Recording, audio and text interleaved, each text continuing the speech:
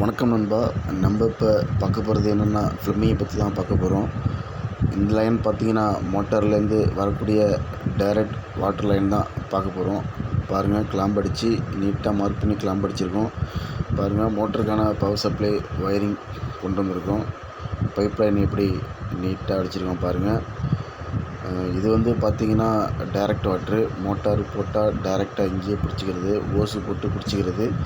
இது வந்து டேங்குக்கு போகாமல் கண்ட்ரோல் பண்ணுற வால்வு. 2 வால்வையும் நம்ம பக்கத்துலேயே வச்சுருக்கோம். எப்படி நீட்டாக செஞ்சு கொடுத்துருக்கோம் பாருங்கள். இந்த லைன் அப்படியே நீட்டாக போகும் பாருங்கள். அப்படியே நீட்டாக ஒரு கரெக்டாக ப்ராப்பராக செஞ்சு கொடுத்துருக்கோம். அப்படியே இந்த லைனை அப்படியே டேங்குக்கு ஏற்றிடுறோம்.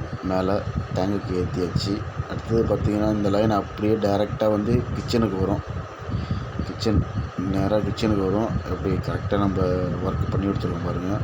அப்படியே நேராக அப்படியே கிச்சனுக்கு வந்துடும்.